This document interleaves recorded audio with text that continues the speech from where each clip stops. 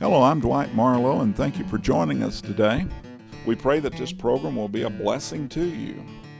So now, please enjoy today's witness. Hello, I'm Dwight Marlow, and I want to welcome you to tonight's program. Tonight, we're with a lady that we just met. She's been referred to us by Kim Scaff, who is a real friend of our ministry, and we've known for years, and who's been on the program several times.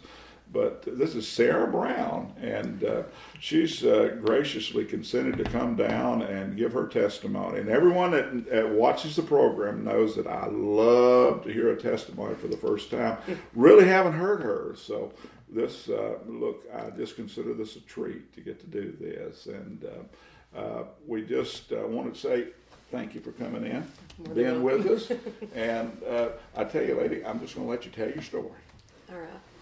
Well, we'll just start at, as far as I can remember back. I was probably about 6 or 7.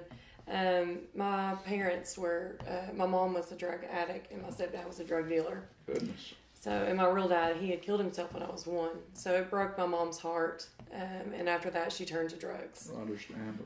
And then she met my stepdad a couple of years later. I was probably about 3 or 4 years old. But out of that came a lot of chaos and confusion, and them being high together in the home, and coming down off of drugs. They would completely they would beat each other up. They would break everything in the house. I always lived in fear, even from a small child, even up till now. I'm still having to deal with the fear, a lot of that fear that I remember. But so as I got a little bit older, I started rebelling. Probably about 11 or 12, I started going to friends' houses, and they had to be drinking and smoking or because I was so tired of worrying about my own family. That's what I fell into. I wanted to get away, and that was my release from being at home. That was on the weekends. But when I was home during the week, I was just so miserable. And I started missing my dad and wishing he was around. And but I never met, he's met me, but I was just a baby. So I don't remember him. But, I'm like, you know what? He took his life. That sounds like a great idea to me, because, I do not want to be in this house anymore. There's, because I went to school and told the schools about what they were doing, and they would never believe me because I was, a little troublemaker, but yes, they would never believe me. So, but anyways, where was I at? Okay, yeah, 11 and 12. When I was in my room, and I was just be so miserable, I started cutting, and that was a release for me. I had a lot of emotional damage, and just a lot of anger, and that was my release. Is when I started cutting. And years after this went on, I was in and out of Woodridge and those places ever since I was 12 years old. Is that right? Goodness. Yeah. So, but anyways, as I got older, let's say, we'll fast forward to I was 16 years old, and my stepdad was dying of cirrhosis of the liver. And I had met a guy, and we ended up getting married. And we have a daughter out of that, and she's getting ready to be 17 in May. But you were just a child yourself, weren't you? Yes. My thing was, I'm going to get married and have my own family and get away from these crazies. That was my thought process. And so we got married, but before we even met, he had got in trouble for shooting a federal aircraft. Oh goodness. He lived in Blumpville, and one of the planes was flying super low over his house. And he shot up at it with a 30-06, and he ended up going to prison. So this is maybe 2 months after we got married, he ended up going to prison. So I was out here with my daughter, and I was young. I wanted to stand by him and do what was right, but I didn't know how. There was never a model relationship that to me to look at and say, look, that's how I want to be, or that's how it should be. So I had my daughter, and after he got home, a couple months after I'd had her, he wanted us to work things out. And I'd we had so much time apart. I was just like, no, I don't, I can't do it. Right. So after that, I started working at a nightclub in Kingsport, and started drinking a whole lot more. My mom would babysit my daughter while I was working, and really there I got on the drug scene, or into the drugs and stuff. The people that would come in, and I was just like 19 years old, and it was, I was working at a bar and dancing on the table. It was just wild. And but that's how I was introduced to drugs. Like, for the sake, my parents had always done them, and I knew about them. But for me, really trying them and doing the hard stuff, right. That's when I started. And so I started going downhill. I got pregnant, and I'd had an abortion because I knew, I was still young, and I had, my daughter, and me and her father weren't together anymore. So I got an abortion, and let's fast forward it a little bit to meeting. I met this guy, and he was a drug dealer, and I always swore I would never get involved. Yes, I was like, I'm going to be different than what Right. But that's all I ever knew. When I look back, I'm like, no wonder I went for that. So, but we ended up getting together, and had a really toxic relationship. He was the drug dealer, and I ended up being the drug addict. Mm. So, there is repeating, history here. And I ended up getting pregnant again, and that was in 2006. I had her in 2007. Well, while I was pregnant with her, I was in full-blown crack addiction. Right. The whole time. So, very horrible. I'm not proud of it. After I had her, though, her grandmother adopted her. I didn't want to be near her. And at this point in time, my oldest daughter, she was still with me. But yeah, I couldn't, I never could get close to, my second daughter, because just everything that had went on when I was pregnant with her. Right. And it wasn't like, I hated it. I hated everything about it, but I did not want to have an abortion again. So, I had her, and her grandmother adopted her, like I said. And then, I started trying to get my life together after this. I'm like, oh God, I need you. I mean, because I felt so horrible the way that I was living. And then I ended up going to rehab. When I went to rehab, I met this guy. And I thought it would be, I just loved everything about him. He was outgoing. Of course, he was in rehab with me, and he had a very, very similar issue as me. Mm-hmm. So, but we just fell in love, and I don't recommend that to anyone, meeting someone in rehab, by the way. But that's how I, got my two beautiful sons. But I had Braden, my son, that's 8 now. I had him in 2009. And as soon as I got pregnant with him, his dad left me, and didn't come back till about Braden was around 4 or 5 when he came back into our lives, and Braden had always had a really, really a big anger problem, mm-hmm. And so we would end up getting kicked out of churches. They said if I couldn't come in the nursery with him, then I was like, how am I supposed to grow spiritually? I was still reaching out for help. I was still trying, but it seemed like everywhere I was reaching out for help. Everyone was just no. Now, you didn't have a personal relationship with the Lord at this time, or had you? I started. I'd been going to church, and but I hadn't surrendered everything. You were a seeker. I was seeking Him, and I was, help me, please. Right. But I didn't know it was a constant thing of insanity. Like I would just keep repeating, Now, Sarah, did you have any exposure at all as a young child to the church or the Lord? No. Did you have somebody to take you? My grandmother, now she is, she's a huge follower of God now, but then she wasn't when I was, little. So I never, any type of, religion, any type of, they were Christians, my family, but they didn't, lead the lifestyle, mm-hmm. that comes with it. I ended up getting back with my son's father again, and it was a very abusive, toxic relationship, and we both used.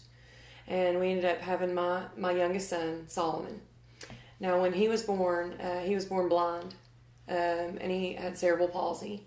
and so he can't walk or talk or anything like that. So everything that he eats goes through his belly.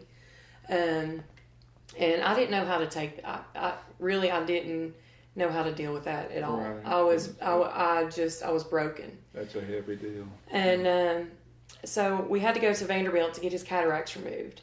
And they did a lot of genetic testing while we were down there, and they found out he had Lowe syndrome, and it's a genetic disease. So we found all that out, and it was just so hard for me to bear. And that, I don't know how many weeks and weeks and upon weeks we stayed in Vanderbilt, at the hospital. And I was trying to be just super mom, but with all the wrong things, I would get sped up during the day with, anything I could get sped up with. Mm-hmm. And then at night I would, take, any kind of pill that would sedate me. Right. So, but that's how I lived for the longest time. And I just couldn't deal with everything that there was. I just look at my son there and there was nothing I could do for him. Right. So, but anyways, Solomon ended up coming back home, and we found out he had Lowe syndrome, and his father, and it was me and my son Braden, and then the youngest Solomon. It was us in the home, and things just started taking terrible turn for the worst. It was like me being grown up all again, and my kids getting to see what I saw. Mm-hmm. And but he beat me a lot. There was a lot of verbal abuse, mental abuse, physical abuse, sexual abuse, and I stayed in it because that's what I thought I deserved. I didn't think I deserved anything better than that, Right. I never knew love. I thought I knew love, but no, I never knew love. And really I didn't even think I deserved love, mm-hmm. Because the things I had done, I was like, I was just always filled with shame and guilt. This is like punishment to you. Yes, I kept on with the cutting. Yeah. But yeah, so it got a lot worse. My son Braden, he was 5 years old, and he started, Solomon had very, very low muscle tone. He could barely move his little hands or his legs. Mm-hmm. He was little. And Braden would try to suffocate him, would be in the back seat, and he would try to break his arms like over his car seat and stuff. Goodness. Well, I had to get DCS involved. I had to call him myself because I'm like, I cannot deal with, if something happens, it will be on my hands. I don't know what to do. Right. Because their father was in and out of jail, and either when he was there or if he wasn't, it was still chaos. But I had to call DCS, and they came and they saw him at home, and they came and saw him at school, and they decided it would be best if they sent Braden off. And he had just turned 6 years old. Mm. So they sent him to Norris Academy, and that's in Knoxville. Right. And him being 6 years old, and he was there for 6 months. Mm. So the very day that I had to go drop him off was probably one of the worst days of my life. I came back home, and at this point in time, I'd started shooting drugs. I was just all out there. I was shooting, smoke, anything that I could do to numb the feelings that were, these horrible feelings that I had. Well, as soon as I got home, after taking him to Norris, I started using really bad. I was up for like 2 days after that, and I started hearing voices, major voices. And one was just a very dark and evil voice, and the other was, it sounded like the voice of God, to me, is what it sounded like. It's very hard to explain, and it was just, it kept saying, you need to get help, you need to get help. And I never heard these voices before, ever. And at that point in time, the darker voices are what was taking over. And it's just, kill yourself. You are nothing, you are worthless, you have failed as a mother, kill yourself. And I was like, you know what? That's probably just the best thing I could possibly do right now. Because I don't want my son to have to come back home to me like this. I don't want, Solomon having to see me, or my daughters even. Because at this point in time, my oldest daughter had been away from me for a good bit. Right. She just honestly now she's got back in my life in the past 4 months. So, but she was away from me for a good 7 years. But I put Solomon in the bed, and his dad had just left for work. And so I put Solomon in the big bed and put pillows all around him. And I went into the kitchen, and I found the biggest, it's like a bread knife you could find. And I just bared down as hard as I could on my wrist. And and jerked it, and it was bad. It was really bad. And so I just lay there, and I was praying, like, God, please forgive me. Please forgive me. I don't want to do this, but I don't feel there's any other way out. I was like, I don't know. I mean, how there could be any other way out, because I was in misery and in pain. And at that point in time, there was nobody I could reach out to that I thought that could help me. Right. I thought I was beyond help. And so after I'm laying there for a while and just praying, and I'm like, you know what? I don't want this. You know, I don't want to die. There's got to be a better way. There's got to be a way out. I do not want to die. And so I tried to start picking up my phone to call 911. Right. I couldn't. The phone was on the the touch screen smartphone, and I had blood all over me, so I couldn't. There was no letting me call 911. And by the grace of God, I don't even know why, but Aaron, their dad, had called my phone, and I pressed the button and it answered, and I was like, oh. So I said, I've cut myself, and I've cut myself bad. Solomon's in the bed asleep, but I've cut myself, and I was bleeding out really, really bad. So, and he was working in Bristol at the time, I think off exit 3, somewhere like that. And he made it from that exit all the way to Fall Branch exit in like 13 minutes. You know, and he made it there. He was calling the ambulance on the way. He made it there before the ambulance got there.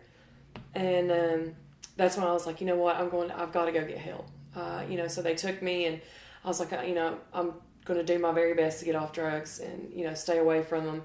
And it was a process, though. I went and got off of nerve pills first, and that was very hard for me because I'd been on them since I was 14. So got off of them and, stayed in treatment as long as I could. I got out, but there was still pain pills that I was dealing with. Right. So a couple months later, I had to go back in, and I would deal with that. I dealt with that. And when I got out, after a couple months of doing that, Aaron had been in getting help as well. So I thought we could probably get back together, and, things would work out. We could, I could have a dad for my boys, and, like I didn't have. Right. Well, that's not really, with all the best intentions, that's, it's just not enough. We were fine for a couple months, and we moved into a new place in Kingsport. It was really nice. And my son Solomon, actually, we got nurses for him 24/7. So he still has his nurses 24/7.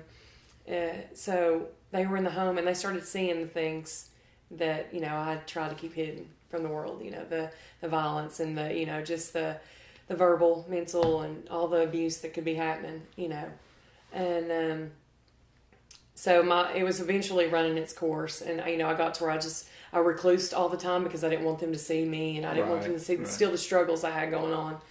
And, so one of the very last nights we were on this, we had been using for a couple nights, strung out on, I guess it's stuff called Molly, and but it's very potent, and we were up, and I decided, look, I don't want to spend any more. I'm done. I don't want to spend any more money on this. I'm done. I want to go to bed. And he wanted me to get in the car and go with him and cash the other check that we had, and I said, no, I'm not going. And so he got so angry and violent, and he threw me in the car, and he just took off my purse, phone, everything. He wasn't even concerned with that anymore. I think I felt like, this is it. He's wanting to kill me. I mean, like, we were both just at the end of our ropes with each other, and it's very chaotic. But he pulled me in that car, kidnapped me, and started going down the road as fast as he could. And I was trying to jerk the steering wheel because I just knew he was going to, before he could start getting too fast, I wanted to go ahead and wreck us. Right. But that didn't work, because he was on so much and his adrenaline was going, and I couldn't move that steering wheel if I had tried. So I was like, God, I can't do this. I need a way out. What do I do? So I look over to the side, and in the side, the door, there was 2 pins, and one of the pins I could click, and it, pushed the, the thing out the end, and I ended up stabbing him twice on this side. He's in the driver's side, and I stabbed him, trying to get him to stop with the pin. He still wouldn't stop. Actually kept speeding up. So, I'm like, you know what, I'm just going to have to do something pretty horrible. So I took that pin and just in his eye. Ooh, yeah. He finally stopped. Thank God he stopped. But when he stopped, he got out of that car and he beat the brakes off me. Oh, he beat me good. And we both went to jail that day, thank God. I've thanked the policeman and the DA and everything for, all that. Because, see, we had been back and forth in court so many times, and I would go file those charges on there. I would just, and the DA realized that this is a very abusive relationship. So I was in jail, and he was in jail, and they came, and DCS came while I was in there, and they said, we're taking custody of your boys. And that right there, I'm like, that was sort of I can't go on like this. I will never get back with him. I cannot go on like this. God, please help me. And this is my point of desperation. Right. Because they're my world. And, sorry, I'm getting a little off track, but I told them, I told my family, I said, I want to go to a rehab far away from here, So we ended up finding the DA. I went to the court hearing. They ended up dropping, the domestic violence charge against me. They said it was self-defense, and he went to jail for 1129 because there was a bunch of, multiple offense, domestic assaults on me. So after all that in the court, I went to Buffalo Valley in Nashville, and that was probably one of the best decisions I'd ever made. And because there I dealt with, why are you using in the first place? What is it? What started all of this? Mm-hmm. And I started to be able to answer those questions. And but when I come back, it was, I had lost everything. I lost my home. I lost my car. I lost my kids. So I got to stay on she's my spiritual mother now, but I got to stay on her couch, and she helped me. And this was, let's see, that was in I got home in September. That was in 2016. Uh-huh. So I ended up meeting my husband to be like a month or so after that. We met, and we went to high school together. Oh. So we met, and I wasn't even thinking about a relationship or anything like that. But we met. We became, met again and became best friends. And I started taking classes and going to AA meetings and, trying to reach out, to any kind of help I could possibly get. Mm-hmm. And my life started changing. The Lord was, reaching into my life and helping me, because I'd always had these walls up that, like, look, if I ask for help, I'm weak, But, so me and Jason, he ended up helping me, all that time of, when I needed rides to classes or any type of thing like that, he'd help me. And we ended up getting a house, and I fought so hard and done everything I could to get my boys back. And I finally did within 7 months, get them back, and started going to church again. And after me and Jason got married, or got the boys back, and me and Jason got married, before we got married, let's just say this, I started drinking. Because I was so stressed out, and I did not know how to deal with planning a big wedding. So I was drinking probably every other day to try and deal with the stress of it. And even the day that we got married, I drank too much, and ended up yelling at some people at my wedding that I shouldn't have yelled at, just for no reason. And it was, and then after the wedding, I started drinking even more. Because I really don't know. I was just afraid that when we got married, everything was going to change. Mm-hmm. But that was in my thought. I was the one that was changing everything. And then probably it took a month for me to get my wedding ring back. Or my wedding ring had to be sized. Well, I hadn't had it for 24 hours, pretty much, this wedding ring. And we had went out and celebrated, me and Jason. It was a night off. And he had off from work. And we went out and celebrated and started off drinking wine and then more wine. And while we were out, and then I don't remember any of the next part that happens later that evening, but I blacked out, and I ended up throwing my wedding ring out the window of the car. Oh, goodness. Yeah. And I started beating him up, and it was just bad. And he didn't do anything. It was just, this anger, built up anger inside of me, Right. But after I'd seen that, how I was hurting him by drinking and, letting my kids see this again, and nobody else was the problem but me. I always, used to blame, it's your fault. It's your fault. Right, it was nobody's fault, but my own. And so I had to take a look in the mirror, and I'm like, look, okay, you are more than this. You know who you are. You know, you can do all things through Christ who gives you strength. You need to make this stand and go get help and give it everything that you've got.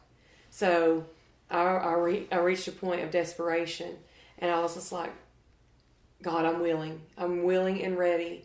Please, I made, I poured my heart out to Jason and told him how sorry I was and that I was going to get help for myself, first and foremost, but, for the family as well. I can look back and see God working with us all this. When I think of the most horrible thing that could happen to me, that was just one of the most horrible things that could happen to me. And this was one of the most horrible things that could happen to me.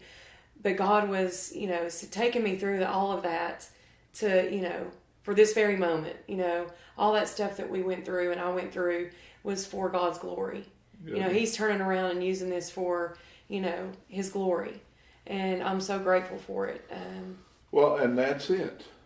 That it is for God's glory. Yes. Some of the worst things that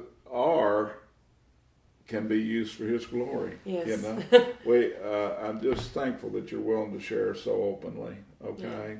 Yeah. And it is a new life is a new life, isn't it? Yes. That's what he said. It's the old is gone. Yes. I'm a new creation. Yeah. And you're seated in two things, love and that humbleness. Yes. Without those, you aren't recreated. You're just the old. It's the old self. It's the old man or the old woman. It's just, but you have that glimpse of the new, and it's just beautiful. Thank you. Yes. Lady, we're going to have to go. All right. But thanks for having me. being so honest and sharing, and I know you've touched people there. I pray that God does through any of this. Yeah. So. And we know that there's folks that are suffering in somewhat in the same ways from addiction and whatnot out there, because we experience it and see it around us so much. But we just ask you to do what Sarah did. Just start turning your life over to the Lord. Things will change, and they will change for the good. We know that. And we just, as always, we ask that the Lord would keep us all until we can be together again. In Jesus' name we give all thanks. Amen.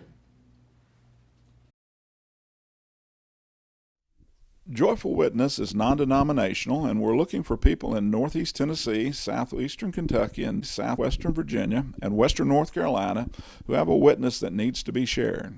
If someone you know has such a testimony, then please contact me by email dmarlow1@charter.net or by telephone at Dwight Marlow 423-349-7777. We pray that the results of our efforts will be that believers will be encouraged and that the lost will hear and understand the need for salvation. We do not accept pay or gifts for our services. We do, however, desire your prayers. So, until we meet again, may the Lord be with you. Amen.